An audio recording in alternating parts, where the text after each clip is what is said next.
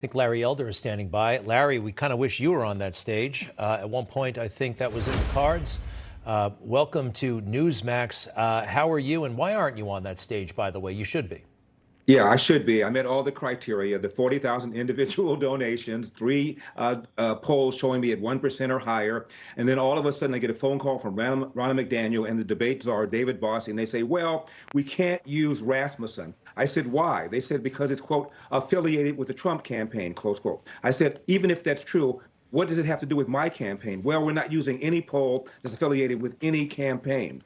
Even though the RNC frequently quotes Rasmussen, Rasmussen was the most accurate poll back in 2016, and Rasmussen put out a statement on Twitter and said, Trump had nothing to do with our poll, did not commission it, did not even recommend it, and we don't understand why Larry Elder can't use our poll as one of the official ones necessary for him to make that debate criteria. So I have been shafted.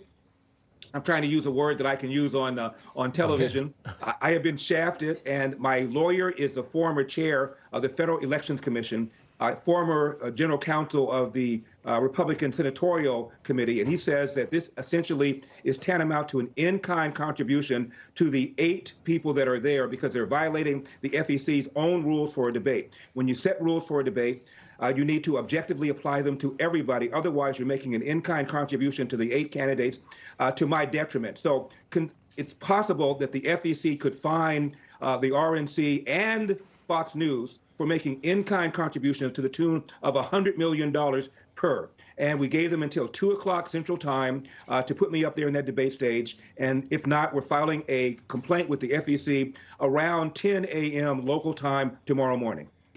You made the threshold for the donors, right?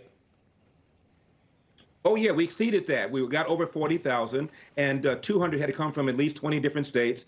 Ours came from at least 37 different states. And by the way, after we were informed that they were not going to use Rasmussen, we gave them another poll where I was above 1.4%, and they said, well, you turned that in too late. Well, if I had known you were going to reject Rasmussen, I would have figured out some way of turning it in, quote, on time, close quote. So no matter how you look at it, we met the criteria. I should be there. I should also add this. Another reason I'm not there is because they put out written instructions to security not to let Elder's campaign there or Trump's campaign there. So I have been banned from the venue.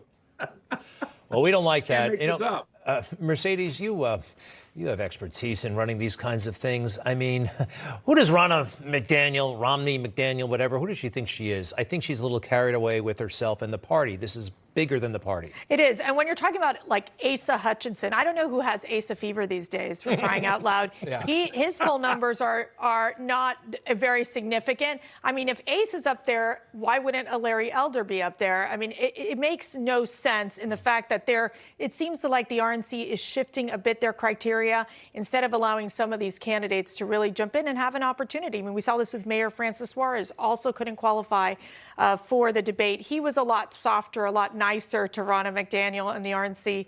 But again, I think at this point, if you're going to go into those lower 1%, 1.4%, 2%, why not let Larry go on board here? Larry, back to you for a second. Just the idea of this debate without the former president in it in general, I'm sure you're disappointed to not be there, but it seems rather shiftless, doesn't it, at this point?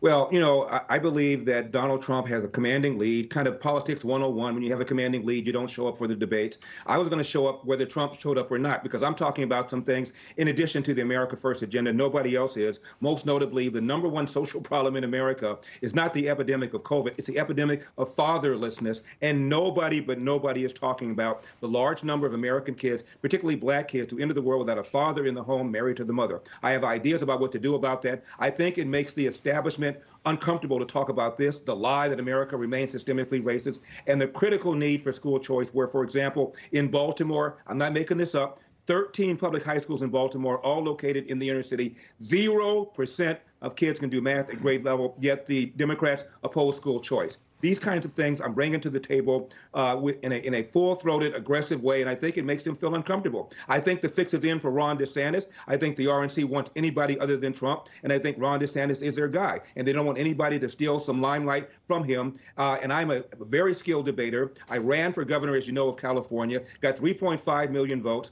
On the replacement side, I carried 58 of 57 counties. The only one I lost was San Francisco, and I lost that by 149 votes. Raised $27 million in 8 weeks. I, to me, am a serious candidate, and there's no reason why I ought not be there.